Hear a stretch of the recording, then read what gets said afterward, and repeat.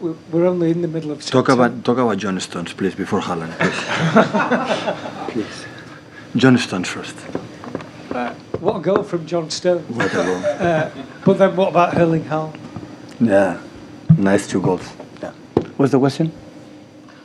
We're only in the middle of September and we're already asking what more is there to say about Haaland. Yeah, maybe the people who knows me, maybe you know the influence Johan Cruyff had in my life as a person, education, and a manager and mentor and everything. And Johan Cruyff years ago scored in the Camp Nou an incredible goal against Atletico Madrid. It was quite similar to the Erling Haaland score. And the moment he scored a goal, I thought, oh, Johan Cruyff.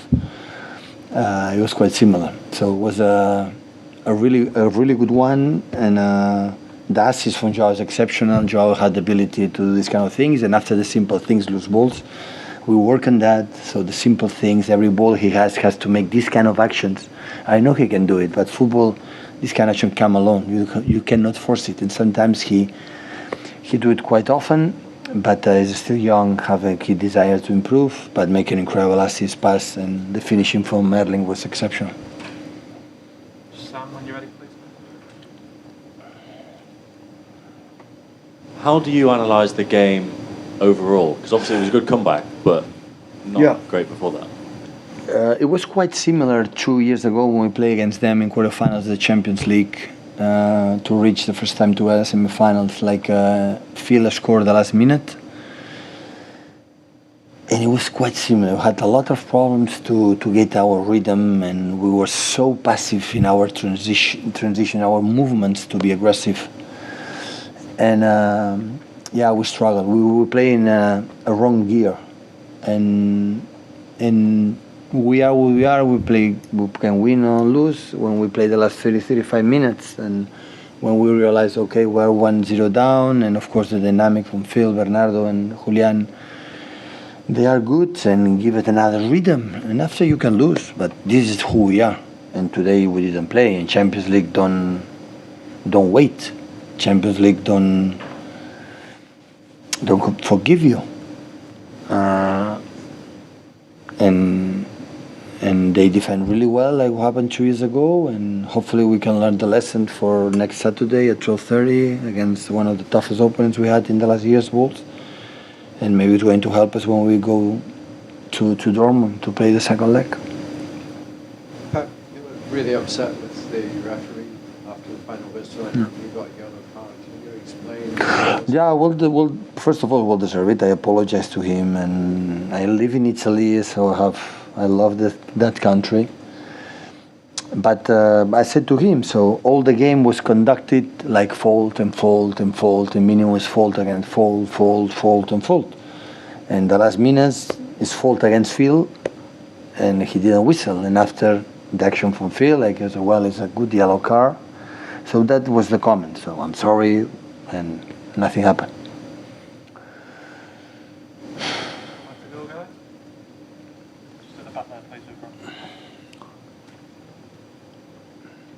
Hi, but did you feel the game in the second half changed when you made that triple substitution and brought Phil on particularly? We changed a bit the rhythm, but a part was for the players, but I would say because we were 1-0 down and the players. It's important for us. So the first years that I was here, we were never come back. We were not a team like we had ability to come back since I don't know what happened last season. In West Ham start, and after Aston Villa when we were champion, against Newcastle, against Crystal Palace today. So we can create now momentum. Of course, Julian helped us to be one more player in the box. We put Kevin in the right to make assists and crosses from that position.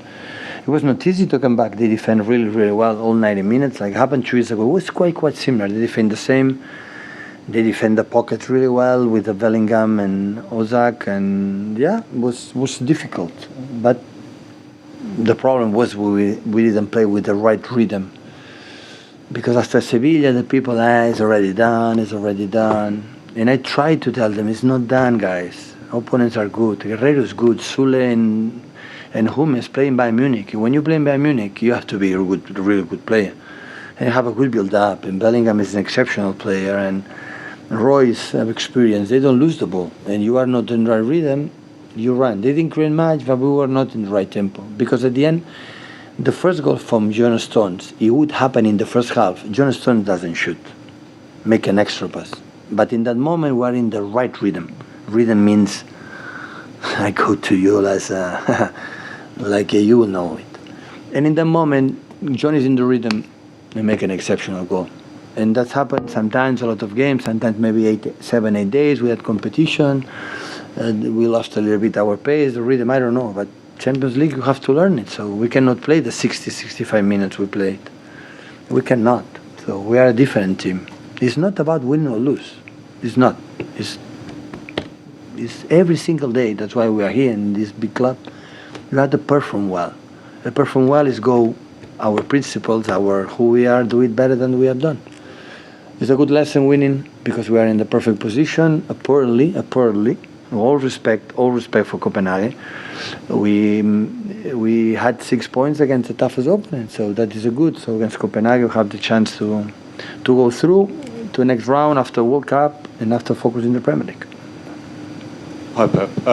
You mentioned him a couple of times there, but how important was Jude Bellingham stopping your midfield playing, and how impressed are you by his maturity as a guy who's 19 years old? I was impressed 2 seasons ago with 7. Now he's 19. With 17. I was impressed with 17. Imagine with 19, he's grew up. So yeah, he's able to defensively follow Gundo or Kevin in the pockets and win the duels. The transition is fast. Have the sense for the second position right to the box. The goal is score. So yeah, exceptional player. So I think everybody knows it, not because manager Manchester City is going to tell you. So everybody knows it. Just back on Erling's goal. How hard is it for a striker to execute that kind of acrobatic finish? And is it something that can be sort of learned, practiced, or just an instinctive finish? The first impression that I had, I remember a little bit my dear friend Ibrahimovic, that have this incredible ability to put the leg on the on the roof. So and Erling is quite similar on that.